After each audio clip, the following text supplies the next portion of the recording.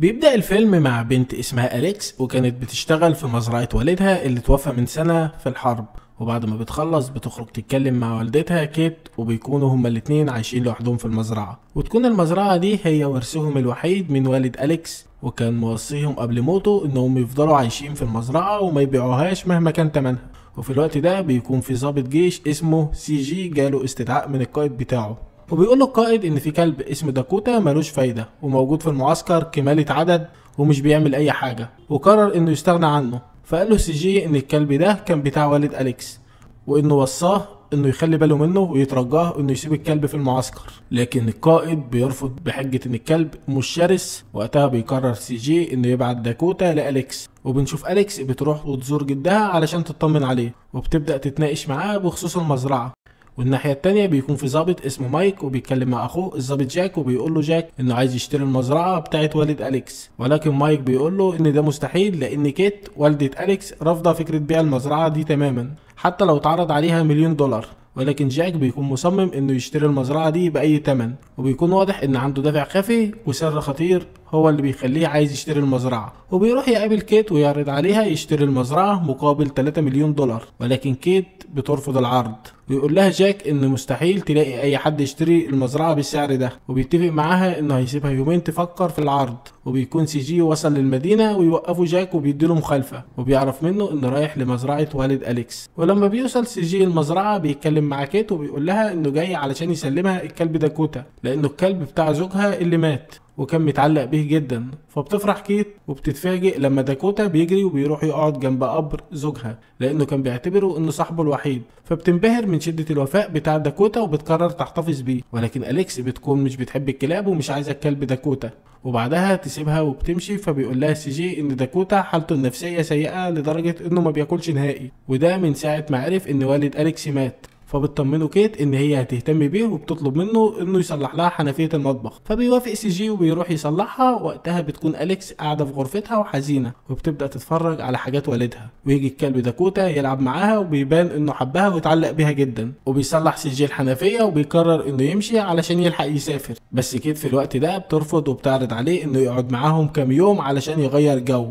وبيوافق سي جي بشرط انه يساعدهم في شغل المزرعه وكمان يصلح لهم اي حاجه بايظه. تاني يوم بتاخد أليكس الكلب وبتعرفه على الحيوانات اللي في المزرعه، ونشوف سي جي بيصلح خشب الحظيره بتاع الحيوانات. ولما بيخلص بيعلم أليكس ازاي تخلي الكلب داكوتا يسمع كلامها وينفذ كل اوامرها، وبتقول له ان هي خايفه تتعلق بالكلب وفي الاخر يموت زي ما حصل مع والدها. بس والدتها بتقول لها ان الكلب ملوش حد دلوقتي وان احنا لازم نهتم بيه لانه ذكرى من والدك. وبتقنع أليكس بكلامها وتبدا تعتني بالكلب داكوتا وبتتعلق بيه جدا. والاول مره بنشوفها فرحانه من ساعه ما والدها توفى. وبتاخد الكلب داكوتا وبتروح توريه لجدها. وبعد ما بتخرج تتمشى في المدينه تقابل الضابط مايك، فبيعرفها مايك على ابنه إيثان، وبيقول لها ان الكلب بتاعها مميز جدا وواضح عليه كمان انه كلب قوي. فبتشكره أليكس وبترجع للمزرعة. وهناك يجي الضابط جاك يتكلم مع سي جي وبيسأله انت بتعمل ايه هنا؟ فبيقول له سي جي حاجة ما تخصكش. واثناء كلامهم بيحفر الكلب داكوتا في الارض وبيطلع صخرة شكلها غريب جدا، وبتاخدها أليكس وبتقرر تحتفظ بيها. وساعتها بيكون جاك مركز جدا مع الصخرة وبيبان انه مخبي حاجة.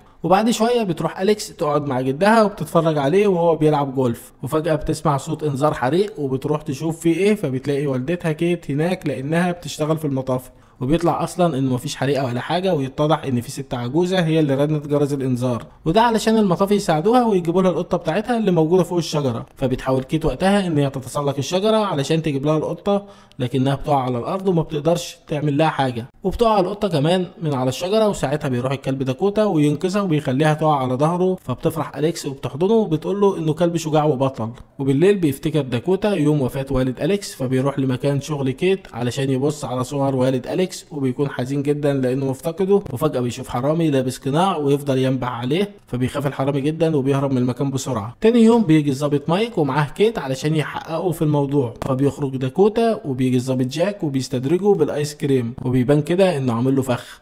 وبالفعل بيروح داكوتا وراه وبيدخلوا جاك في مخزن عربيات قديم وبيجيب 2 علشان يمسكوه، بس داكوتا بيكون ذكي جدا وبيهرب منهم بسهوله، وبعدها بيرجع تاني لأليكس. والناحيه التانيه بيتكلم سي جي مع كيت وبيقول لها انه عايز يعترف لها بحاجه مهمه جدا، بس قبل ما يكمل كلامه بتيجي مكالمه لكيت وبتعرف ان في بيت بيتحرق في المدينه، فبتروح لهناك بسرعه هي وأليكس، وكان معاهم الكلب داكوتا. واول ما بيوصلوا بيعرفوا ان في ست داخل البيت. وقتها بتقرر كيت ان هي تدخل لوحدها وده علشان تنقذ الست دي، ولكن اول ما تقرب من الباب بينفجر في وشها وبتقع على الارض. فبيدخل الكلب داكوتا للبيت وبيفضل ينبح في وش الست، وده علشان يفوقها ويخليها تخرج من البيت. وساعتها بيحاول سي جي انه يطفي الحريقه، وبتدخل كيت للبيت بسرعه وبتنقذ الست في اخر لحظه، وبتخرج بعدها من البيت وبتحضنها أليكس وبتقول لها ان هي كانت خايفه عليهم. واثناء كلامهم بيسمع داكوتا صوت في الغابه وبيدخل يشوف فيه ايه، وفي نفس الوقت يروح الظابط جاك يتكلم مع كيت وبيطلع اصلا انه بيحاول انه يشغلها علشان يخلي رجالته يمسكوا الكلب داكوتا في الغابه وبيحطوه في شبكه صيد، وبعدها بيمشي جاك بسرعه. بعدها بتيجي أليكس وبتقول لوالدتها ان هي مش لاقيه داكوتا في اي مكان، فبترجع البيت وبتقعد لوحدها وهي حزينه، وبتحاول كيت تطمنها وتقول لها ان داكوتا اكيد في الغابه وان احنا الصبح هنلاقيه، وتقول لها تدخل تنام ويجي سي جي يتكلم معاها وبيعرفها انه لازم يمشي بكره ويرجع للمعسكر بتاعه، وكان عايز يعترف لها بحاجه مهمه هي ما تعرفهاش، وهو ان جوزها ضحى بنفسه علشان ينقذه، وانه لو ما كانش عمل كده كان زمانه عايش معاهم دلوقتي. وبيعرفها انه حاسس بالذنب جدا ان هو السبب في موت زوجها، بس كيت بتقاطعه وبتقول له ان انت مالكش ذنب في حاجه، وان زوجها اكيد انقذه لانه صديقه الوحيد. وتاني يوم بتخرج أليكس وبتوزع صور الكلب داكوتا على الناس في المدينه، وبيجي ايسن ابن الضابط مايك ويقول لها انه عارف مكان داكوتا، وبياخدها لمركز الشرطه وبيعرفها ان عمو جاك حبس داكوتا في زنزانه جوه، وبتقرر ان هي تدخل علشان تخرجه. ويتصل بها ايسن ويعرفها ان جاك وصل مركز الشرطه وجاي ناحيتها، فبتستخبى وبتحاول تهرب هي وداكوتا، بس بتلاقي مايك قدامها وبتفتكر انه شرير زي اخوه، لكنها بتتفاجئ انه بيساعدها علشان تهرب من المكان هي وداكوتا. فبتطلع تجري بعيد وبتشكر ايسن على مساعدته ليها، فبيقول لها انه شاف خريطه للمزرعه بتاعت والدها في بيت عمه، وانه لحد دلوقتي ده مش عارف هو ليه مهتم قوي بالمزرعه دي بالذات. فبتتجاهل كلامه وترجع البيت، وهناك بتلاقي والدتها كيت بتودع سي جي، وده لانه هيمشي وهيرجع للمعسكر، وبيقول لهم انه هيجي يزورهم وكمان هيطمن عليهم اول ما ياخد اجازه. وبعدها بيركب عربيته وبيمشي، وفي الوقت ده بيتكلم الضابط جاك مع اخوه مايك وبيعترف له انه عايز يشتري المزرعه بتاعت والد أليكس باي ثمن، لان تحتها قطع من الالماس والذهب وقيمته بتقدر باكثر من 300 مليون دولار، وده السبب اللي خلى والد أليكس يرفض يبيع المزرعه نهائي. ولحد دلوقتي محدش عارف مكان الذهب ده غير الكلب داكوتا، علشان كده هو عايز يمسكه قبل ما يكشف مكانه لكيت وأليكس. فبيقطع مايك وبيقول له ان اللي بيعمله ده غلط، وانه مش من حقه انه يجبر حد على بيع المزرعه بتاعته. وبالليل بتدخل أليكس للمخزن بتاع المزرعه وبتلاقي فيه خريطه قديمه بمكان الذهب، لكنها ما بتكونش عارفه الخريطه ديت بتاعت ايه. وتاني يوم بيروح جاك يتكلم مع كيت وبيعرفها ان البنك هيحجز على المزرعه في خلال اسبوعين، لان زوجها كان واخد قرض بضمان المزرعه، وبيعرض عليها تاني انه هيشتري المزرعه بمبلغ كويس جدا تقدر تسدد منه القرض وتعيش بيه،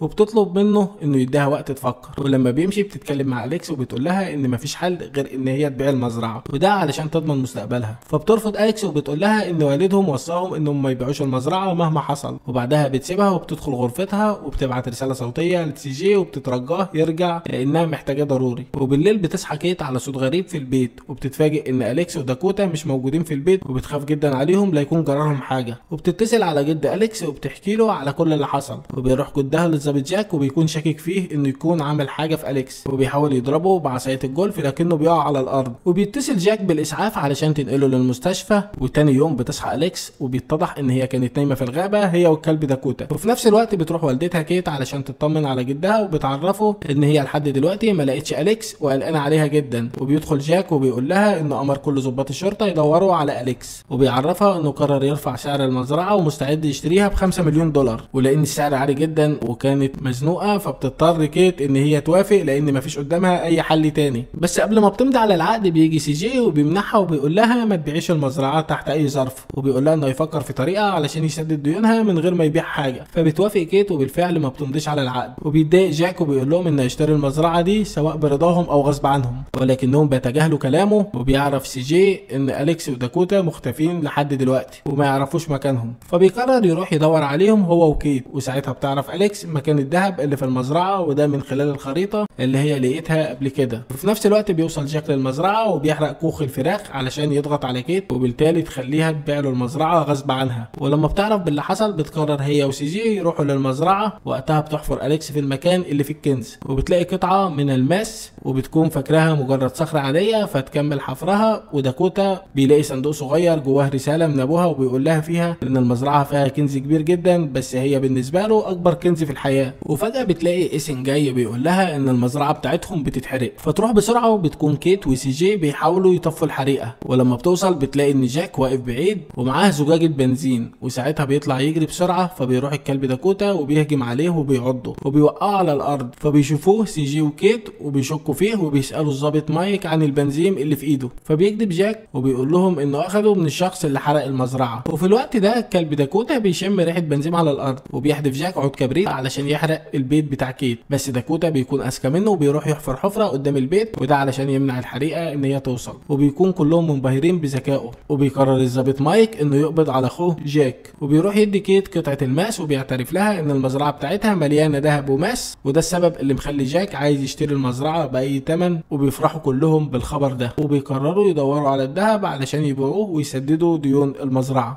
ويخلص فيلمنا على كده. لو عجبكم الفيلم ما تنسوش تشتركوا في القناه وتبصوا على الملخصات اللي فاتت وتتابعوا الملخصات الجايه. اشوفكم في ملخص جديد قريبا. الى اللقاء.